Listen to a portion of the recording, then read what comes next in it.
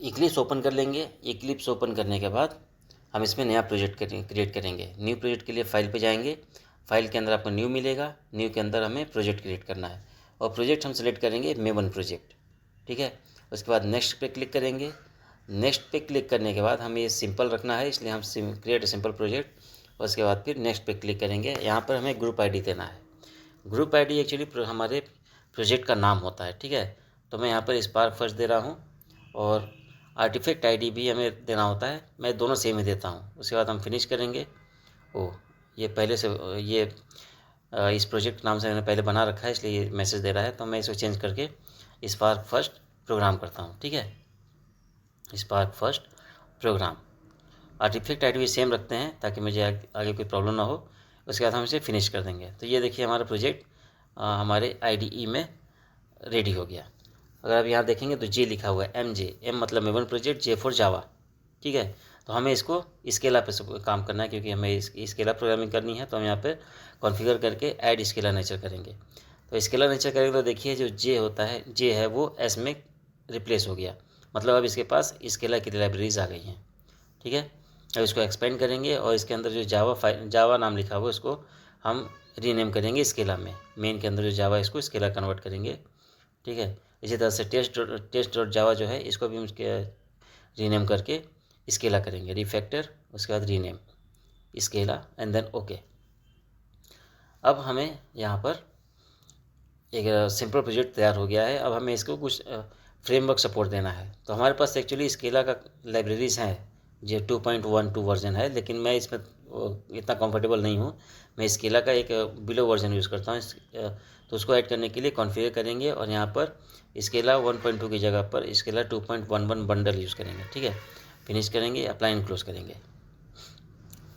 फिर हमें इसको जावा का रन टाइम इन्वायरमेंट भी देना है, ठीक है। बिल्ड पाथ करेंगे, कॉन्फ़िगर बिल्ड पाथ, और यहाँ पर हमें जावा का रन टाइम इन्वायरमेंट देना है जहाँ पर ये प्रोग्राम रन करेगा। तो इसको हम अल्टरनेट GRE करेंगे। यहाँ पर देखिए GRE पहले से इंस्टॉल्ड है, मैंने सेलेक्ट कर रखा है। आप में नहीं होता तो आप इंस्टॉल GRE पे क्लिक कीजिएगा। उसके बाद फिर ऐड पे क्लिक कीजिएगा, यहाँ पे स्टैंडर्ड वर्चुअल मशीन से सेलेक्ट करके नेक्स्ट कीजिएगा। और उसके बाद GRE होम की जगह पर आपको उसको ब्राउज़ करना है कि आपका GRE कहाँ पर इंस्टॉल्ड है। जैसे मेरे केस में मेरा जो GRE है वो मेरे PC के C ड्राइव में प्रोग्राम फाइल्स के अंदर एक फ़ोल्डर है जावा नाम का, मैंने वहाँ पर इंस्टॉल कर रखा है, ठीक है। तो जावा को एक्सपेंड करेंगे, इसके अंदर देखिए GRE 1.8, इसको सिलेक्ट करेंगे, ओके कर देंगे। तो मेरे सिस्टम में दिखा रहा है the GRE name it already in use, क्योंकि मैंने पहले से ऑलरेडी ऐड कर रखा है, इसलिए ये दिखा रहा है। आपके केस में नहीं दिखाएगा तो आप इसको क्या कीजिएगा, फिनिश कीजिएगा। मैं कैंसिल कर रहा हूँ, आप फिनिश कीजिएगा, ठीक है। अब यहाँ पे GRE सेलेक्ट करके उसके बाद फिर अप्लाई एंड क्लोज करेंगे और यहाँ पर अल्टरनेट GRE में हम GRE इन्वायरमेंट प्रोवाइड कर देंगे। उसके बाद फिर फिनिश कर देंगे और फिर अप्लाई एंड क्लोज करेंगे। तो ये सारा सेटअप हमारा हो गया, स्केला भी आ गया, जावा भी आ गया, जावा इन्वायरमेंट भी आ गया। अब हमें इसको स्पार्क का फ्रेमवर्क सपोर्ट देना है। तो उसके लिए क्या करेंगे, प्रोजेक्ट पे क्लिक करके बिल्ड पाथ करेंगे और कॉन्फ़िगर बिल्ड पाथ पे क्लिक करेंगे। कॉन्फ़िगर बिल्ड पाथ करके हमें इसको स्पार्क की लाइब्रेरी सपोर्ट देनी है। तब यहाँ पर हम एक्सटर्नल जार से ऐड करेंगे, ठीक है। मैंने इसमें 3.2 जार्स यूज़ किए थे, लेकिन उसमें थोड़ा सा प्रॉब्लम हो रही थी मुझे कनेक्टिविटी में। तो मैं क्या किया, स्केला का 2.4 वर्जन इसमें ऐड करता हूँ, ठीक है। आप डाउनलोड कर लीजिएगा दोनों जार्स, और उसके अंदर आपको मिलेगा ये जार्स फाइल मिलेंगी, इसको सेलेक्ट करना है। कंट्रोल A प्रेस करेंगे तो सब कुछ सेलेक्ट हो जाएगा। उसके बाद फिर ओपन, और ओपन के बाद अप्लाई एंड क्लोज, ठीक है।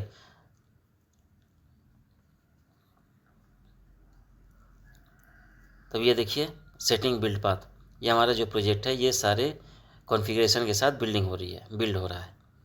मतलब इसके लिए इन्वायरमेंट अभी सब इन्वायरमेंट बिल्ड किया जा रहा है, अभी कुछ प्रोग्राम नहीं रन किया जा रहा है, इन्वायरमेंट बिल्ड हो रहा है। जब ये 100% हो जाएगा तो हम इसके आगे क्या करना है वो बताता हूँ। तब तक के लिए थोड़ा वेट करते हैं जब तक ये 100% नहीं होता है। एक्चुअली मेरा सिस्टम थोड़ा स्लो है और रिकॉर्डिंग भी चल रही है, प्रोग्राम भी चल रहा है, इसलिए थोड़ा टाइम लग रहा है, नहीं तो ये जल्दी हो जाता है, कोई दिक्कत नहीं होती है। थोड़ा वेट करते हैं, हो जाएगा जल्दी ही, ज़्यादा टाइम नहीं लगता है।